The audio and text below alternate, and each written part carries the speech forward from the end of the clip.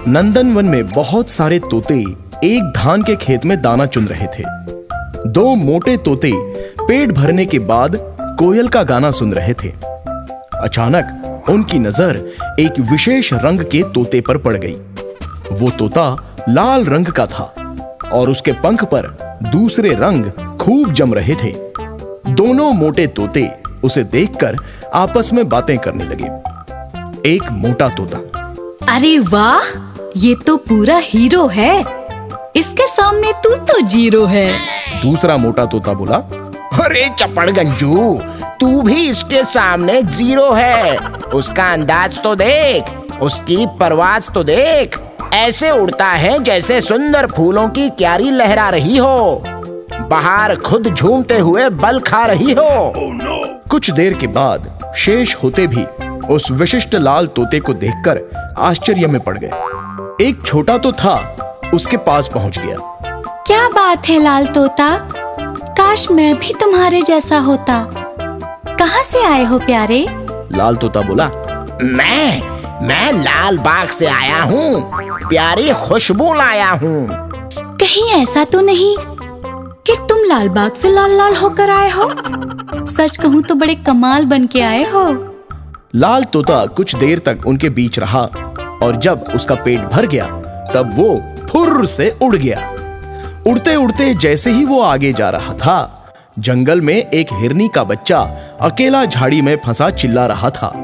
लाल तोता नीचे उतर आया और उसने बच्चे को धीरज बंधाया।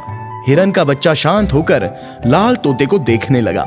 लाल तोते की आंखों से रोशनी निकली और उस झाड़ी पर पड़ गई। ये क्या, झाड़ी वहां से गायब ही हो गई। हिरन का बच्चा अपने आप को आजाद देखकर आश्चर्य में पड़ गया। उसके शरीर पर कुछ जख्म के निशान आ गए थे। बच्चे डरो नहीं, अब तुम आजाद हो। मैं जानता हूँ तुम्हें कांटों की चुभन के कारण पीड़ा हो रही है। चिंता न करो, अभी ठीक हो जाओगे। तुम्हारी माँ कहाँ है? हिरन का बच्चा बोला, वो देखो, एक पेड़ में बंधी हुई है। एक शिकारी ने उन्हें बांध लिया है। वह शिकारी थोड़ी देर में आएगा और हम दोनों को यहाँ से लेकर दूर चला जाएगा, ऐसा उसने कहा है। लाल तोते ने मुड़कर देखा तो असहाय हिरनी पेड़ में बंधी छटपटा रही थी। बंधी होने के कारण वो कुछ नहीं कर पा रही थी। लाल तोता उड़ा और उसने अपनी चोंच बंधन पर लगा दी और हिरनी आजाद हो गई। हे नेक तोते, मैं तुम्हें देख रही थी। तुमने मेरे बच्चे को कटीली झाड़ी से आजाद किया, मेरे भी बंधन काट दिए। तुम तो फरिश्ता बनकर आ गए। क्या तुम कोई देवता हो जो तोते का भेष धारण करके आए हो? लाल तोता बोला, मैं कोई फरिश्ता या देवता नहीं हूँ, बल्कि एक साधारण सा तोता हूँ। मुझसे किसी का दुख देखा नहीं जाता। मैं जब छोटा सा था तब मैंने एक हाथी के बच्चे को गड्ढे में फंसा हुआ देखा तो मेरा मन बहुत दुखी हो गया। मैंने उसे बचाने की इच्छा प्रकट की और चमत्कारिक रूप से वो गड्ढे से बाहर आ गया। तब से मैं जब जब किसी की मदद करना चाहता हूँ, अपने आप जैसे जादू हो जाता है और सामने वाला मुसीबत से बाहर निकल आता है। हे प्यारे तोते, भगवान ने तुम्हें बहुत बड़ी जादुई शक्ति दी है। मैं तो समझती हूँ तुम भगवान के बहुत प्यारे बंदे हो। उन्होंने तुम्हें सबका भला करने के लिए धरती पर भेजा है। चलो मेरे साथ आओ, मैं तुम्हें अमरूद के एक बहुत अच्छे पेड़ के पास ले चलूंगी। वहाँ के अमरूद खाकर तुम खुश हो जाओगे। हिरनी लाल तोते को लेकर एक बगीचे में गई और वहाँ अमरूद के पेड़ पर लाल तोते ने अमरूद खाना शुरू कर दिया। हिरनी का बच्चा माँ के साथ पास के चारागाह में घास खाने का आनंद लेने लगा। लाल तोता जंगली जानवरों के साथ काफी घुल मिल गया था। वहां के बंदरों से भी उसका संपर्क नया नया था। एक दिन बंदर का एक छोटा बच्चा खेलते हुए जंगल के पास स्थित एक कुएं में गिर गया। उसकी माँ बंदरिया बहुत ही परेशान हो गई। वो कुएं में झांककर बार बार रोने लगी। तोते ने जब देखा तो बंदर का बच्चा वहां के पानी में तैर रहा था और मदद मांग रहा था। तोता बोला, बच्चे डरना नहीं, एक किनारे पर कुएं के पत्थर को पकड़कर खड़े रहो। कुछ ही देर में हम तुम्हें बाहर निकाल लेंगे। तोता भाई, मेरे बच्चे को बचाने के लिए किसी को बुला लीजिए। किसी भी तरह मेरे लाल को बचा लीजिए। तोता बोला, बहन आप फिक्र मत कीजिए, बस मुझे एक मौका दीजिए। बंदरिया लाल तोते का मुंह देखने लगी और सोचने लगी कि ये भला मेरे बच्चे को कैसे बाहर निकालेगा। इतने में हिरनी वहां पर आ गई और उसने बंदरिया को ढंग से समझाया और धीरज बंधाया। तब जाकर बंदरिया के अंदर विश्वास आया। लाल तोते ने एक पहाड़ी लता को मंगवाया और जादू के चमत्कार से उसे रस्सी बनाया। इसके बाद कुएं में लटकाया। बंदरिया के कुछ समझ में नहीं आया, मगर देखते ही देखते उसका बंदर बच्चा उस लता की बनी हुई रस्सी को पकड़कर ऊपर आ गया। सभी लोगों ने दांतों तले उंगली दबाई। सभी लाल तोते की तारीफ करने लगे। बंदरिया तो उसकी भक्त ही बन गई। एक दिन जंगल में एक शिकारी आ गया और लाल तोते को देखकर उसका मन ललचा गया।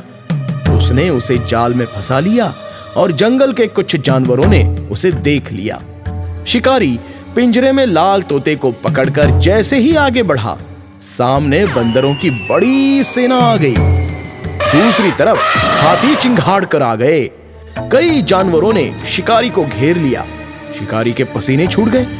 वो उनके सामने गिड़गिड़ाने लगा। इतने में लाल तोता उड़कर उसके सामने आ गया। शिकारी पिंजरा खाली देखकर हैरान रह गया। वो पिंजरा और अपना सामान छोड़कर जो भागा है कि पीछे मुड़कर देखने का नाम ही नहीं लिया। बंदर उसके पीछे दौड़ने लग गए। शिकारी को लेने के देने पड़ गए। लाल जादूगर तोता उसी जंगल में सभी जानवरों के साथ हमेशा खुश होकर रहने लगा और सभी जानवर उससे प्यार करने लगे। गंगा नदी के किनारे एक प्यारा सा तोता रोज उड़कर आता, गंगा मैया का पानी पीता और बड़ी देर तक बैठा रहता था। वहीं पास में एक पंडित जी ने अपना तंबू गाड़ रखा था। वो पूजा कराते और चंदन लगाते थे और उसके बदले में कुछ दक्षिणा पाए जाते थे। वो रोज उस तोते को देखते और उनके मन में प्रश्न उठता था कि ये तोता यहाँ रोज क्यों आता है। पंडित जी ने अपने झोले से एक अमरुद निकाला और तोते को दिखाकर रख दिया। तोता धीरे धीरे आया और अमरुद खाने लगा। अरे तोते, तुम रोज आते हो, गंगा जल पीते हो और कुछ देर बैठकर चले जाते हो, क्या इसके पीछे कोई कारण है? तोता बोला, हाँ पंडित जी, इसके पीछे कारण है। मैं आपको बताता हूँ। पिछले जन्म में मैं एक ब्राह्मण का बेटा था। मेरा नाम गंगाराम था। मेरा एक छोटा भाई, उसका नाम जमुना प्रसाद था। एक बार हम दोनों गंगा नदी के इसी घाट पे नहा रहे थे। मेरा भाई जमुना मेरे रोकने के बावजूद भी गहरे पानी में चला गया और डूबने लगा। तेज धारा में तेजी से बहता चला जा रहा था। मुझे भी ठीक से तैरना नहीं आता था। मैं उसे बचाने के लिए गुहार लगाता रहा, लेकिन उस समय उसे बचाने वाला कोई नहीं था। इसके बाद भाई का कहीं भी पता नहीं चला। वह मुझसे हमेशा के लिए जुदा हो गया। गंगाराम, तुम्हें अपने पिछले जन्म की बातें कैसे याद रहती हैं? पंडित जी, मैं एक बड़े ज्ञाता साधु के सानिध्य में रहता था। वे ना बड़े तपस्वी और ज्ञानी थे।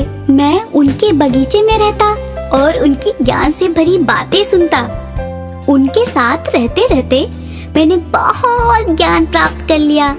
अचानक मुझे अपने पिछले जन्म की बातें याद आ गईं। मुझ में कुछ शक्तियाँ भी आ गईं। इतना तो जान गया था कि पिछले जन्म की बहुत सारी बातें तो मुझे याद आ गई हैं, लेकिन इस जन्म में मेरा भाई जमुना कहाँ है, या अभी तक मुझे ज्ञात नहीं हुआ। मैं गंगा माँ के किनारे बैठकर उसे रोज प्रार्थना करता हूँ कि मुझे मेरे भाई से मिला दे। पंडित जी तोता गंगाराम की बातें सुनकर विचार करने लगे। उन्होंने अपने जीवन में इस तरह की बातें सुनी थी, लेकिन प्रत्यक्ष एक तोते से ये जानकारी मिलने के बाद वो सोच में पड़ गए। तोता गंगाराम और पंडित जी में खूब पटने लगी और गंगाराम जब भी गंगा किनारे आता तो पंडित जी से मिलता और अमृत भी खाता। कभी कभी तो वो खुद अमृत पंडित जी के लिए लेकर आता। पंडित जी ने कहा, अरे गंगाराम, तुम मेरे लिए अमृत क्यों लाते हो? मुझे तो प्रसाद के स्वरूप मिल ही जाता है, वो मैं तुम्हें खिला देता हूँ। पंडित जी, हिसाब बराबर का होना चाहिए। कभी आपने अमरूद खिलाया, कभी मैंने खिला दिया। आपने प्रसाद में दिया और मैंने पेट से तोड़ लिया। एक दिन पंडित जी का 8-10 साल का लड़का भागीरथी गंगा किनारे पंडित जी के पास आ गया। बाबूजी, घर में आटा और दाल दोनों खत्म हो चुके हैं। मैंने तो नमक चावल खाया और ये देखिए आपके लिए भी लाया हूँ। मेरी कमीज बहुत पुरानी हो गई है, दिवाली आ रही है, नए कपड़े सिलवा दो ना। ठीक है बेटा, कुछ दिन तक रुक जाओ। किसी जजमान ने कपड़े दे दिए तो उसी कपड़े की कमीज सिलवा लूंगा। आजकल जजमान भी कम होते जा रहे हैं। लोग गंगा मैया में नहा रहे हैं, लेकिन हमें भूल जा रहे हैं। पंडित जी, अब आप चिंता मत करिए। अब आपको सारे जजमान याद करेंगे और यहीं आएंगे। आपको अच्छी खासी दक्षिणा भी मिलेगी और जिंदगी अच्छे से कटेगी। गंगाराम, तुम्हारे मुंह में घी शक्कर। काश ऐसा होता तो मेरी गरीबी दूर हो जाती। एक बिटिया है, उसकी शादी हो जाती। गंगाराम बोला, पंडित जी, वह दिन जल्द ही आएगा जब सब कुछ ठीक हो जाएगा। आपके बेटे भागीरथी को देख कर ना मुझे बड़ा अलग सा अनुभव हुआ है। मेरे खून में एक लहर सी दौड़ गई है। बड़ा होनहार बालक है। गंगाराम, ये गंगा मैया की ही तो देन है। एक बार गंगा मैया में बहुत बाढ़ आ गई, बहुत से लोग बेघर हो गए, कई लोगों की जानें भी चली गई, कई लोग अपनों से बिछड़ गए। एक छोटा सा 6 महीने का बच्चा एक लकड़ी पर बहता हुआ मुझे दिखाई दिया। वो रो रहा था, मुझसे देखा नहीं गया और मैंने उसे जाकर उठा लिया। मैंने चारों तरफ पूछताछ की, लेकिन कोई जानकारी नहीं मिली। तब मैंने उसे अपने ही घर में रख लिया, अपना बेटा बना लिया। मेरी धर्मपत्नी ने भी उसे सीने से लगा लिया और अपना लिया। कभी कभी मुझे बहुत दुख होता है कि गरीबी के कारण मैं उसका ठीक से लालन पालन नहीं कर पा रहा हूँ। वो किसी बड़े घर का लड़का है और उसकी किस्मत में गरीबी आ गई। गंगाराम बोला, पंडित जी, सब ठीक हो जाएगा। गंगा मैया की कृपा से आपके दिन भी लौट आएंगे। और दूसरे दिन गंगाराम अपनी चोंच में एक मोती लेकर पंडित जी के सामने हाजिर हो गया। गंगाराम बोला, पंडित जी, यह मोती संभाल कर रख लीजिए। आपकी जिंदगी में यह बड़ा परिवर्तन ला सकता है। पंडित जी ने जैसे ही मोती अपनी जेब में रखा, एक अमीर जजमान उनके सामने आ गया। पंडित जी ने उसे कथा सुनाई और उससे बड़ी अच्छी दक्षिणा पाई। इसके बाद कई जजमान आने लगे और पंडित जी को बहुत अच्छी अच्छी दक्षिणा मिलने लगी। उन्हें स्वर्ण और चांदी का भी दान मिला। धीरे धीरे उनकी स्थिति बहुत अच्छी हो गई। अच्छा घर, अच्छा सामान, अच्छे कपड़े, सब कुछ अच्छे ढंग से चलने लगा। जीवन का रंग अच्छे ढंग से बदलने लगा। गंगाराम, तुम तो जादूगर निकले, बहुत बड़े भविष्यवक्ता भी हो। जैसा कहा वैसा ही हुआ। तुम हमेशा मेरे साथ रहना। तुम्हारा साथ पाकर मैं परम भाग्यशाली बन गया हूँ। एक दिन पंडित जी का लड़का भागीरथी गंगा किनारे आया और नहाने के लिए उतर गया। वो आगे जा ही रहा था, लेकिन गंगाराम उसे रोक रहा था। भागीरथी नहीं माना और आगे चला गया। पानी गहरा था, वो डूबने लगा। पंडित जी चिल्लाए, अरे बाप रे, मेरे बच्चे को बचाओ, वो डूब रहा है। गंगाराम की आंखों से रोशनी निकली और बच्चे पर पड़ गई। गंगाराम बोला, हे गंगा मैया, मेरे भाई को बचा लो। अब दोबारा मैं इसे डूबते हुए नहीं देख सकता। भले ही मेरे प्राण ले लो, परंतु इसे बचा लो। अचानक चमत्कार हुआ। भागीरथ पानी के ऊपर से बड़े आराम से गंगाराम की तरफ आने लगा, जैसे उसे कोई अपनी गोद में लेकर आ रहा हो। पंडित जी भी अद्भुत नजारा देखकर आश्चर्य में पड़ गए। खुशी के मारे उनसे कुछ बोला ही नहीं जा रहा था। वो आगे बढ़े और उन्होंने भागीरथी को उठाकर कलेजे से लगा लिया। गंगाराम बोला, बहुत बहुत धन्यवाद गंगा मैया, जो आपने मेरे भाई को बचा लिया। पंडित जी, यही भागीरथी मेरा पिछले जन्म का भाई है। मेरा जमुना, मेरा राज दुलारा, मेरी आंखों का तारा है। इस जन्म में भागीरथी बनकर आपकी दुनिया आबाद करने चला आया है। पंडित जी बोले, गंगाराम, तुम भी मेरे बेटे बन जाओ। आज से मेरे 2 बेटे हैं और 1 बेटी। हम सब अब साथ साथ रहेंगे। गंगा मैया में डुबकी लगाने का बहुत बड़ा फायदा हुआ। मुझे एक जादूगर प्यारा भैया मिल गया। सभी लोग हंसने लगे, मुस्कुराने लगे और खुशियां मनाने लगे। पहाड़ों के बीच से जैसे ही सूरज ने झांका, इधर घोंसले से रघु तोते ने मधुर स्वर में आवाज लगाई, जागो यारो, हुआ सवेरा, सूरज ने भी डाला डेरा। कोयल गुड़िया अपने घोंसले से फुदक कर बाहर आ गई। रघु भैया, ऐसा लगता है सूरज की पहली रोशनी तुम्हारे घोंसले में ही पड़ती है, सबको उठाने लगते हो। ऐसा है बहना, जो जागेगा वो पाएगा, जो सोया समय गवाएगा फिर रोएगा पछताएगा। दाना खाना पाना है तो पहले दौड़ लगाना है। सभी पक्षी जाग चुके हैं, लेकिन मंगू कबूतर अब तक सोया है। देर रात तक उछल कूद करता है, कोई कितना भी समझाए वह कहाँ मानता है। गुड़िया, तुम सही कह रही हो। मंगू देर तक सोता है और उठने के बाद किसी से मांग कर खाता है। इसके बाद एक दूसरे के पास जाकर चुगली लगाता है। दूसरों के झगड़े देखकर उसे मजा आता है। सब उल्टे सीधे काम करने में ही अपना समय बिताता है। रानी, ऐसा है, मंगू के बारे में मैंने भी बहुत सुना है, उसे भी देखना पड़ेगा। अरे हाँ, देखो आसमान में बादल भी छा रहे हैं। अगर पानी बरस गया तो मामला बिगड़ जाएगा। जल्दी जल्दी दाना पानी का इंतजाम कर लो, मंगू को मैं देख लेता हूँ। सभी पक्षी अपने घोंसलों से निकलकर चारे की तलाश में उड़ गए। रघु तोता मंगू के यहाँ पहुँच गया। अरे मंगुआ, तेरे लिए क्या अलग से सवेरा होगा? घोंसले में अनाज का एक दाना नहीं है और तू आलसी राजा की तरह सो रहा है। मंगू जब नहीं जागा तो रघु तोते ने चोंच मार दी। मंगू हड़बड़ा कर जाग गया। कौन है? मंगू राजा के सामने गुस्ताखी। रघु तोते ने फिर से चोंच मारी तो मंगू होश में आ गया। माफी रघु भैया, गुस्ताखी के लिए माफी दे दो। दरअसल मैं अपने सपने में राज सिंहासन पर बैठा था। मेरे सामने तरह तरह के फल पेश किए जा रहे थे। फिर राजा का मिजाज तो आप जानते ही है। चल उठ जा, नहीं तो सपना ही देखता रह जाएगा। हाथ में कुछ नहीं आएगा। उपवास करके दिन भर आंसू बहाएगा। चुगली और चमचागिरी करके पेट भरने की आदत अच्छी नहीं है। जल्दी से तैयार हो जा। भैया आप चलो, मैं 1 मिनट में पहुंच जाऊंगा। लाला के गोदाम के पास नंबर लगाऊंगा। रघु तोता वहाँ से उड़ा और चारे के लिए निकल गया और इधर आलस ने फिर से मंगू को जकड़ लिया। मौसम बड़ा अच्छा है, ठंडी हवा चल रही है। मेरी आंख बंद क्यों नहीं हो रही? 5 मिनट सो लूंगा तो कौन सी दुनिया इधर की उधर हो जाएगी। वो राजा वाला सपना बड़ा मजेदार था। इतना कहते कहते मंगू फिर से सो गया। तेज हवा चली, तूफान आ गया और पेड़ की एक मोटी डाली टूटकर मंगू के घोंसले के ऊपर आ गिरी और वह उसके नीचे दब गया। बचाओ बचाओ, कोई तो आओ, इस डाली को हटाओ, मर जाऊंगा तब आओगे। सारे पक्षी भोजन की तलाश में निकल गए थे। पेड़ पर घोंसलों में कुछ बच्चे ही बचे थे। अब बच्चे बेचारे मंगू की क्या मदद कर सकते थे? काफी समय बीत गया। अब कुछ पक्षी पेड़ पर आ रहे थे। उन लोगों ने मंगू की आवाज सुनी और उसकी हालत देखने लगे। मोटी डाल के नीचे वह बुरी तरह फंसा था। बचा लो भैया, बचा लो।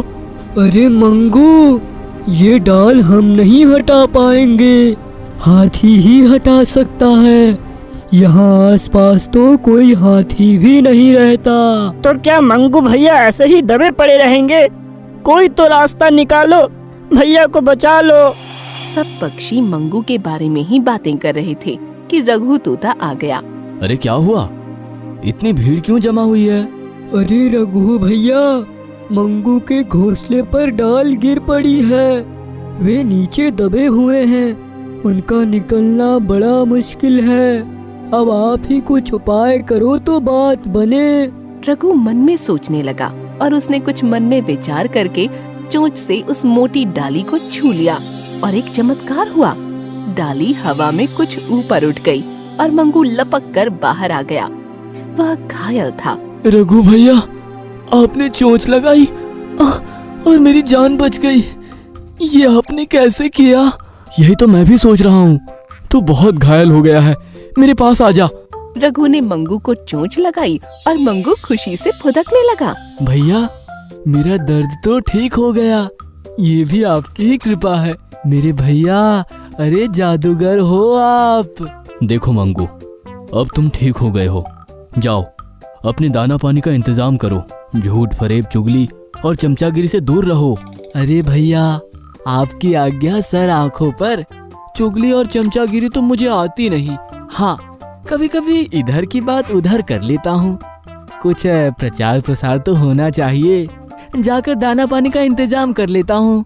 मंगू, मैं तुम्हारी नस नस से वाकिफ हूँ। ये प्रचार प्रसार की आदत छोड़ दो, वरना जिंदगी से लाचार हो जाओगे। दूसरों के बीच झगड़ा कराते कराते एक दिन तगड़ा झटका खाओगे। भैया, आपने आंखें खोल दी है। अब कर्म करूँगा और दुष्कर्म से दूर रहूँगा।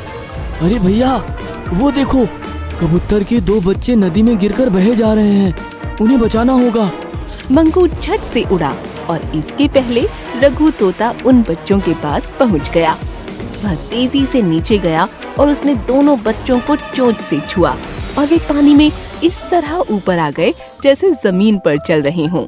रघु ने दोनों बच्चों को अपने पंजे से उठा लिया और बाहर लाकर बिठा दिया।